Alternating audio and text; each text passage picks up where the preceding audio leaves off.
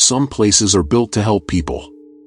But there are places where, after years of suffering, fear, and tragedy, something seems to remain long after everyone has gone home. Psychiatric hospitals are among the most unsettling places you can imagine.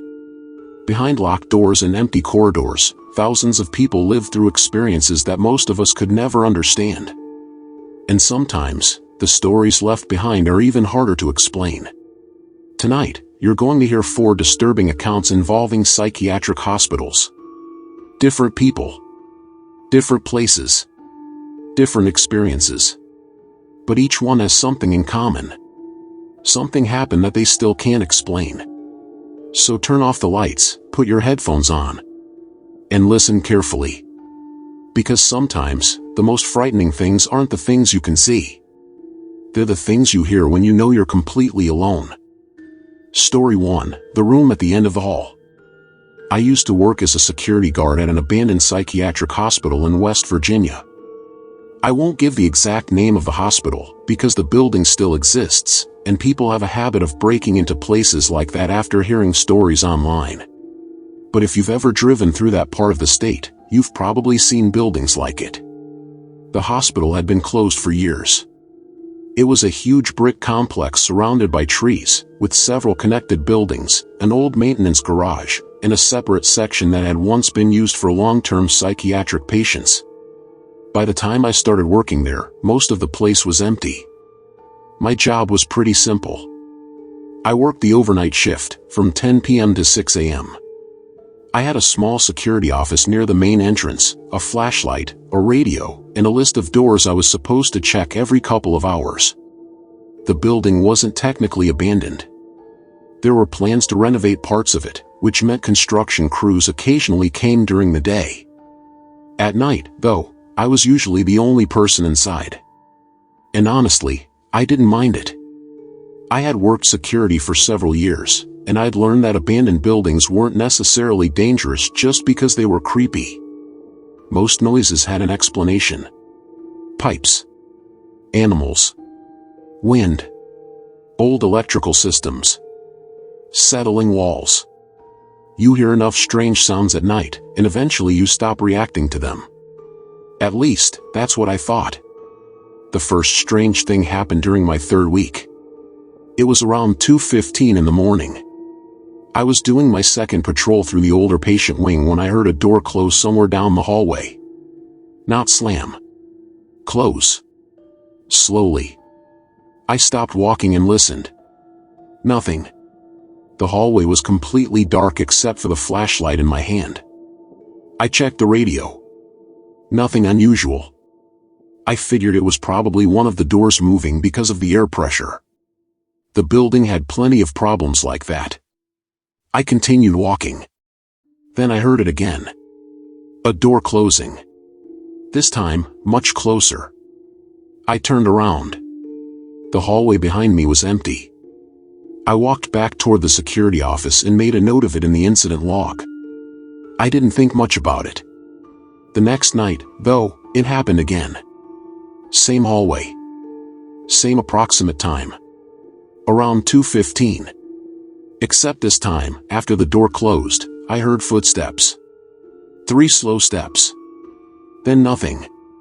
I stood there for maybe 30 seconds. I remember thinking that somebody could have gotten inside. So I checked every room. Nothing. At the end of the hallway was a room labeled 214. The door was locked. That was unusual because most of the doors in that wing were either permanently open or had been removed entirely. I tried my key. It didn't work. I radioed my supervisor, who told me not to worry about it. He said the room had been locked for years. Apparently, there were still old medical records and equipment inside, and nobody had bothered cleaning it out. I asked him why my key didn't work. He said it was probably a different lock. That was the end of the conversation. A few nights later, I was doing the same patrol when I noticed something. Room 214 was no longer locked. The door was open about 2 inches. I remember standing there for a while because I was almost certain I hadn't seen it open before. I pushed it with my flashlight. The room was empty except for an old bed frame, a broken chair, and a small metal cabinet. There was also a window on the opposite wall. I stepped inside. Nothing happened. I actually laughed at myself. Then I noticed something on the wall. There were pencil marks. A series of vertical lines. Like someone had been counting days. There were dozens of them. I shined my flashlight over them. Some were faded. Others looked surprisingly dark. At the bottom, someone had written a date. I couldn't make out the year. But the month and day were clear. October 17th. I left the room. That night, at exactly 2:15, I heard the door close again. Except I was standing at the opposite end of the hallway. I watched it happen.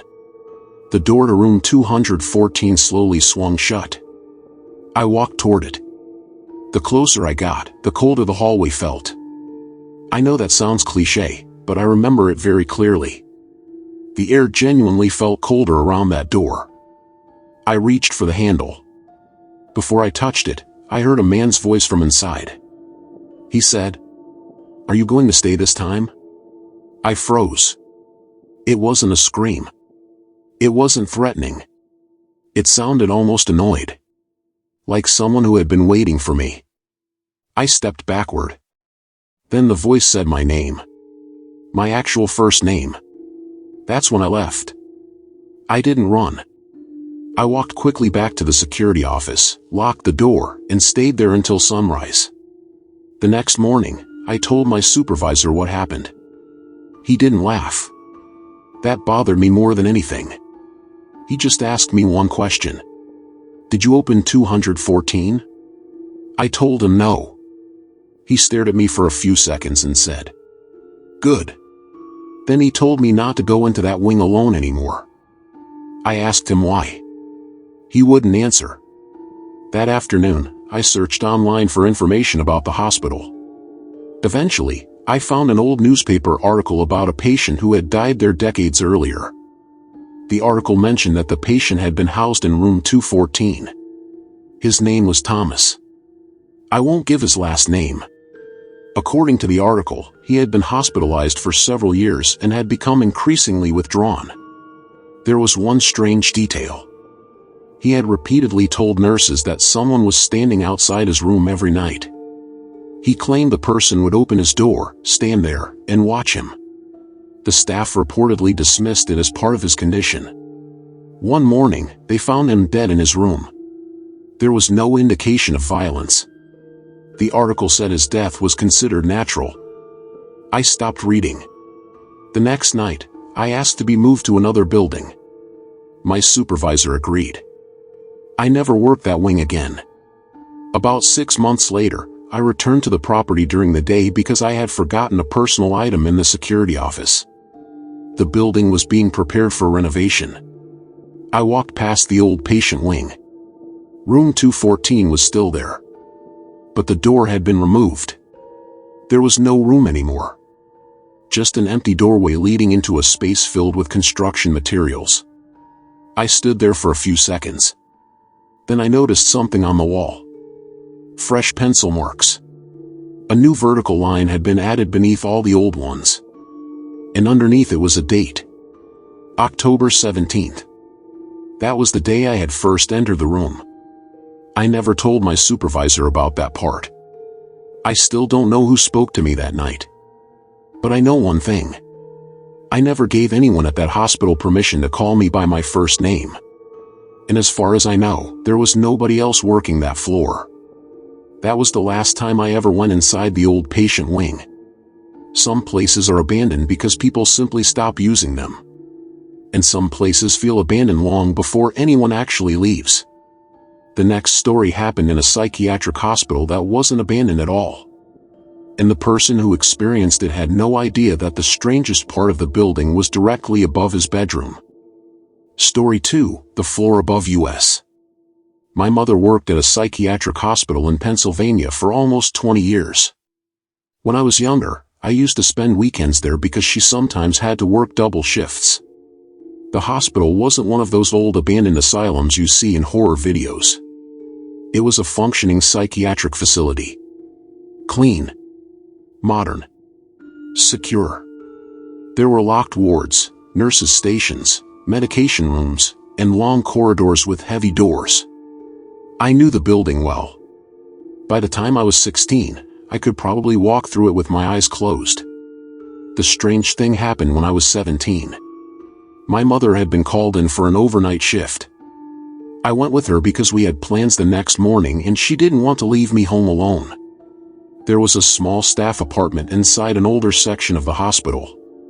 It wasn't connected directly to the patient wards. It had a bedroom, bathroom, small kitchen, and living room. I had slept there dozens of times. That night, I went to bed around midnight. My mother was working downstairs. At approximately 2:40 in the morning, I woke up because I heard footsteps. They were directly above me. Slow footsteps. Back and forth. I assumed there was another room upstairs. The building was old, so I didn't think much about it. Then I heard something heavy being dragged across the floor. It moved from one side of the ceiling to the other. I checked my phone. 2:43 a.m. The footsteps continued. I texted my mother. Someone is walking upstairs. She replied a few minutes later. There isn't an upstairs. I thought she was joking.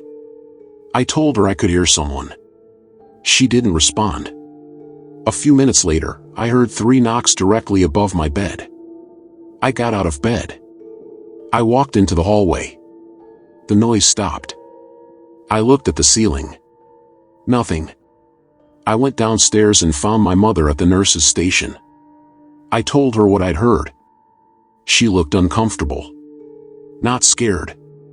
Just uncomfortable. She asked me exactly what time it started. I told her. She looked at the clock. Then she said, "Don't worry about it." I asked her what that meant. She said the building made strange noises. I knew she was lying. I'd known my mother long enough to recognize it.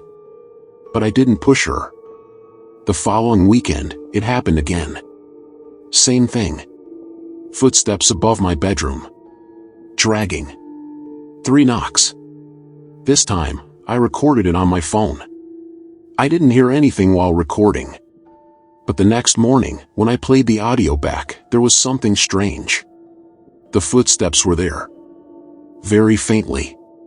But underneath them was another sound. A voice. It was difficult to understand. I increased the volume.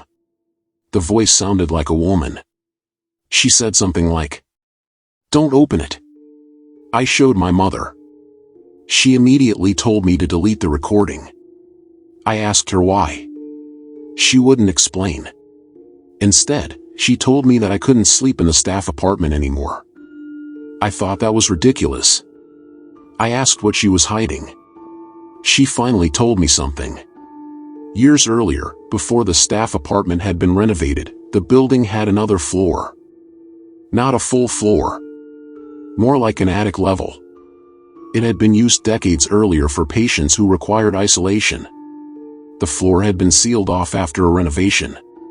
There was no staircase anymore. The entire area had been closed. I asked why they would seal off an entire floor. She said there had been structural problems. That explanation sounded reasonable. Until I asked her about the footsteps. She said she didn't know. A few months later, I found an old employee newsletter while looking through boxes in my mother's apartment. There was a photograph of the hospital from the 1960s. The building looked completely different. Above the section where the staff apartment was located, there was clearly another floor. The caption said that it had once contained several isolation rooms. I kept reading. One of the rooms had been occupied by a woman named Eleanor. She had reportedly spent years in the hospital. According to the newsletter, she was known for repeatedly telling nurses that someone was living above her. Staff reportedly told her there was no room above hers. She insisted there was. She said she could hear someone walking around, dragging furniture, and knocking 3 times. Eventually, she became obsessed with it.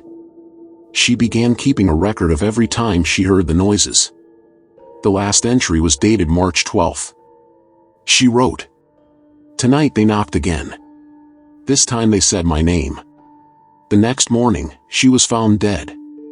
Again, there was no evidence of foul play. I didn't think much of the story until I looked at the date. March 12th. The same date my mother had told me not to sleep in the apartment. I asked her about it. She became angry. She told me never to look through those files again. That was the last time we talked about it. Years passed. My mother eventually retired. The hospital renovated that entire section. The staff apartment was removed. The old ceiling was replaced. The upper level was supposedly demolished. I thought the whole thing was behind me. Then, about 8 years later, I visited my mother. She mentioned that the hospital had recently reopened a portion of the building.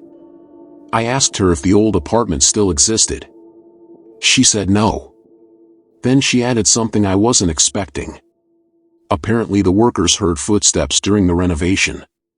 I laughed. She didn't. She said the construction crew had reported hearing someone walking above them. One worker had even complained about hearing 3 knocks. The strange part was that by then, there was literally nothing above that ceiling. The upper level had been removed. There was open structural space. No floor. No rooms. Nothing. My mother said the workers eventually refused to work alone in that section. I haven't visited the hospital since. But I still have the old recording. I never deleted it.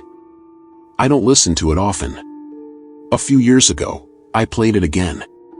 The footsteps were still there. But I noticed something I hadn't noticed when I was 17.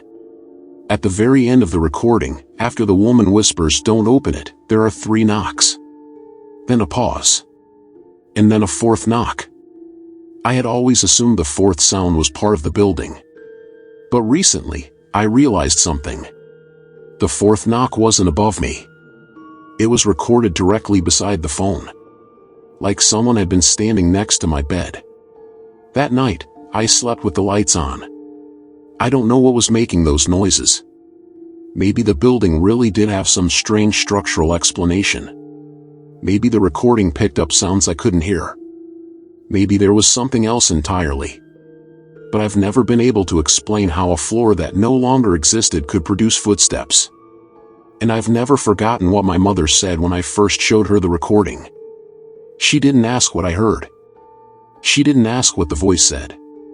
She only asked me one thing. Did it knock 4 times? I told her no. She looked relieved. I didn't understand why until years later. And by then, I was afraid to ask.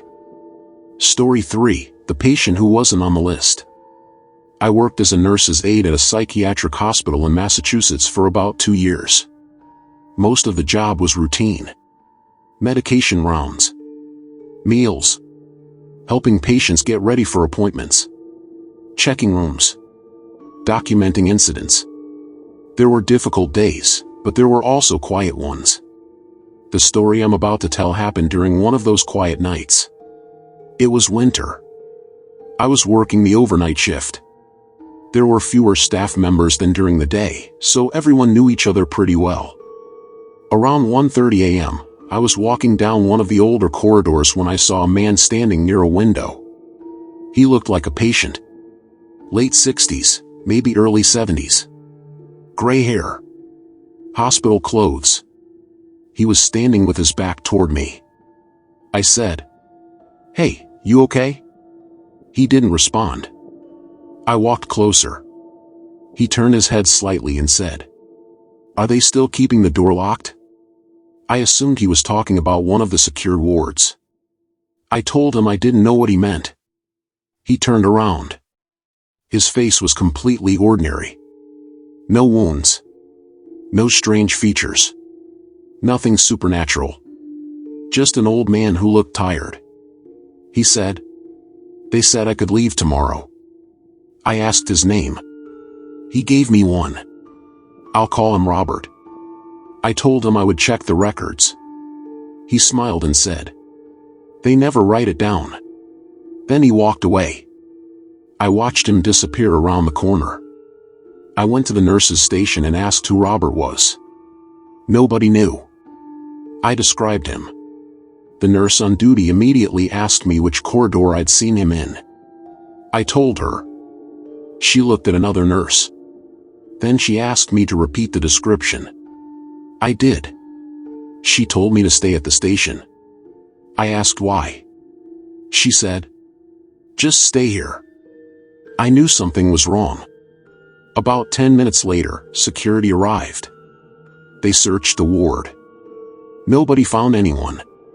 There was no sign of the man. We checked patient records. There was no Robert matching the description. No missing patient. No new admission. Nobody had left their room. The security cameras showed something strange. At 1:31 a.m., I appeared on camera walking down the corridor. At 1:33, I was standing near the window. But there was nobody else visible. I was clearly talking to someone. I couldn't prove that I wasn't hallucinating. But I knew I hadn't imagined the conversation. The next night, I saw him again. Same place. Same window. This time, he was sitting on a bench. I didn't approach him. I called the nurse. She came with me. But when we reached the hallway, he was gone. She asked me whether I was sure. I said yes. She told me something that I still think about. She said, "There used to be a patient named Robert here." I asked what happened to him.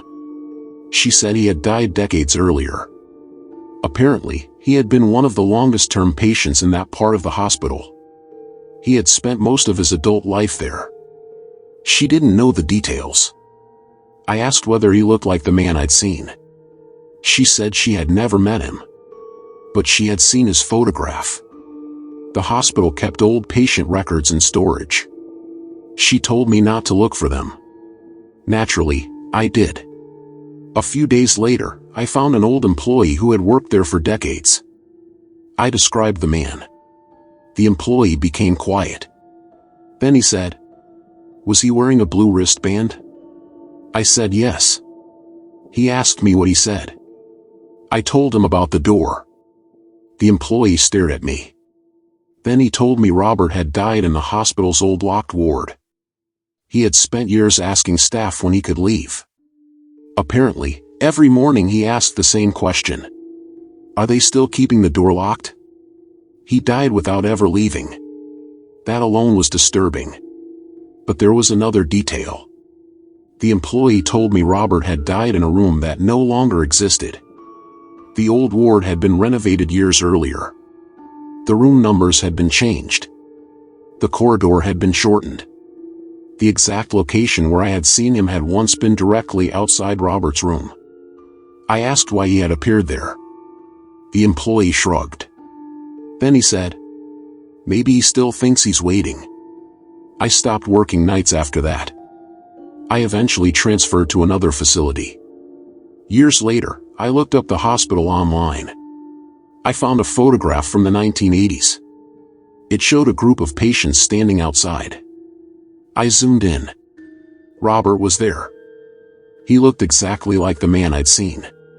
Same face. Same gray hair. Same expression. But there was something else. On his wrist was a blue hospital band. The exact same kind I'd seen on the man in the hallway. I saved the photograph. I don't know why. Maybe because I wanted proof that I hadn't imagined him. I've never shown it to anyone. The strangest part happened much later. I was working at another hospital in Connecticut. A completely different place. Different job. Different city. One afternoon, I was helping move an elderly patient from one room to another. As I walked past the doorway, the patient looked at me and asked, "Are they still keeping the door locked?" I stopped. I didn't answer. I looked at his wrist. There was a blue hospital band. I nearly dropped what I was carrying. The patient laughed and said, "What's wrong with you?" I told him nothing.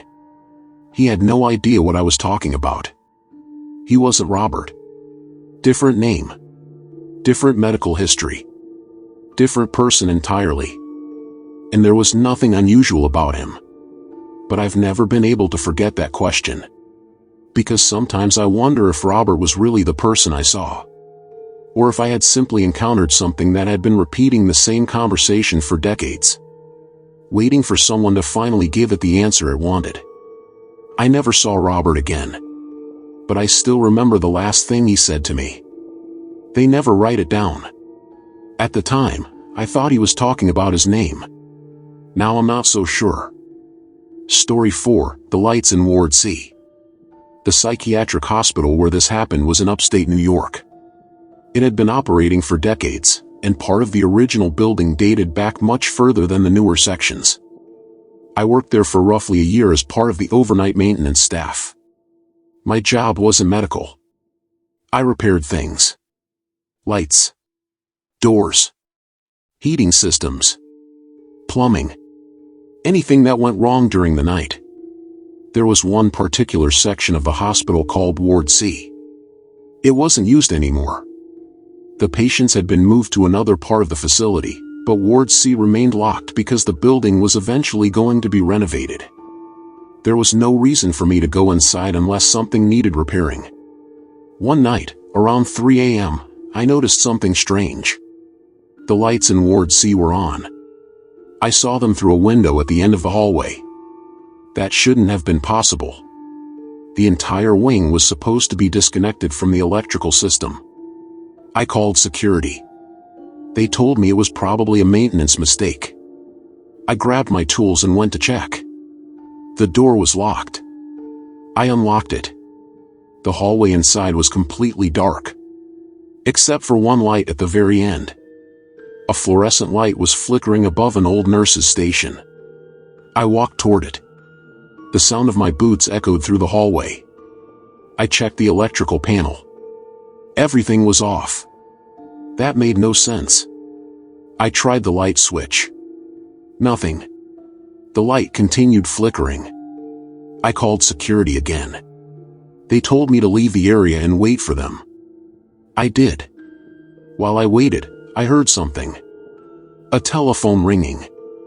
It came from the nurse's station. The problem was that the hospital had removed every telephone from that wing years earlier. I stood there listening. Ring. Ring. Ring. I eventually walked toward it. On the desk was an old beige telephone. I knew it wasn't supposed to be there. It looked like something from the 1980s. The phone rang again. I picked it up. I didn't say anything. There was silence. Then a woman's voice whispered, "Please don't turn off the lights." I hung up immediately. Security arrived less than a minute later. The phone was gone. The light was off. The nurse's station was empty. They searched the entire wing. Nothing. I told them what happened. They didn't believe me.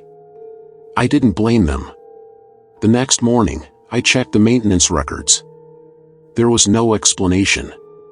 The electrical system for Ward C had been disconnected 8 years earlier.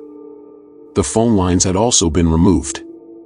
I started asking older employees about the wing. Most didn't know anything. Then I met a retired nurse who had worked there in the 1970s. I told her about the phone. She became visibly uncomfortable. She asked me where I had found it. I described the nurse's station. She asked me what the woman had said. I repeated it. She looked at me and said, "That was something she used to say." I asked who. She told me about a patient named Margaret. Margaret had been hospitalized for many years. She had a fear of darkness. According to the nurse, she would panic whenever the lights went out. During a major power failure one winter, Margaret became extremely distressed. Staff tried to calm her down. She kept asking them not to turn off the lights. Eventually, she was found dead in her room. The nurse didn't give me details. She didn't have to. I asked whether Margaret had been in Ward C. She said yes. Then she told me something I wasn't expecting. The phone on the nurse's station had been her favorite. She would sometimes sit beside it for hours, waiting for someone to call. I asked who she expected to call. The nurse said nobody knew. After Margaret died, staff occasionally reported hearing the phone ring. They eventually disconnected it. But apparently, that didn't stop it. I didn't work in Ward C again for several months. Then one night, a pipe burst. I had no choice. I had to go inside. I brought another maintenance worker with me. We entered together. The hallway was dark. Nothing happened for the first few minutes. Then the fluorescent light at the end came on. My coworker looked at me. I told him to stay close. We walked toward it. Halfway there, the old telephone began ringing. My coworker heard it too. That was the moment I knew I hadn't imagined the first incident. He looked at me and said, "There's no phone in here." I said, "I know." We kept walking. The phone rang again. Then again. My coworker refused to go any farther. I remember telling him we should just leave. But before we could turn around, the phone stopped. A woman's voice came from the darkness behind us. "Please don't turn off the lights." My coworker grabbed my arm. We ran. We didn't finish the repair that night. The next morning, the hospital manager had both of us in his office. He asked what happened. We told him. He didn't accuse us of lying. Instead, he asked whether the phone had been ringing. We said yes. He sighed. Then he told us something. Apparently, the hospital had received complaints about Ward C for years. Lights turning on. Footsteps. A telephone ringing. Doors opening. Nobody had ever found an explanation. The management's official position was that old electrical systems and building movement caused the incidents. But nobody could explain the phone. Especially because the phone lines had been physically removed. A few weeks later, Ward C was finally renovated. The entire nurses' station was demolished. The walls were torn down. The floor was replaced. The old telephone disappeared. I thought that was the end of it. Then, months later, I was working in another part of the hospital. It was around 3 a.m. I was walking past an empty corridor when I heard a telephone ringing. I stopped. The sound was coming from a room behind me. I turned around. There was no telephone. Just a blank wall. The ringing stopped. Then I heard the woman's voice. Very quietly. "Please don't turn off the lights." I left the building that night. I quit a few days later. I've never worked inside a psychiatric hospital since. I don't know whether there was something supernatural about Ward C. Maybe old memories can somehow remain in places where people suffered. Maybe there was another explanation. But I keep thinking about something the retired nurse told me. When Margaret died, she wasn't afraid of being alone. She was afraid of the lights going out. And if what I heard was really her, I don't think she ever realized the lights were never the thing keeping her safe. Maybe she was waiting for someone to stay with her. And maybe, all these years later, she's still waiting. That was the last time I ever heard the phone ring. But whenever I'm somewhere completely dark, I still find myself listening for it. Because there's a certain kind of silence that doesn't feel empty. It feels like someone is waiting for you to speak first. For stories. For different experiences. And in each one, there was something that couldn't be explained away. Maybe old buildings really do hold on to the memories of the people who suffered inside them. Maybe there's a perfectly rational explanation for everything that happened. Or maybe there are some places where certain things never really leave. If you enjoyed these stories, make sure to subscribe and stay tuned for the next video. And before you leave, take a look around the room you're in. Listen for a moment. Make sure you're alone. Because sometimes, when a story ends, That's when you start noticing the things around you.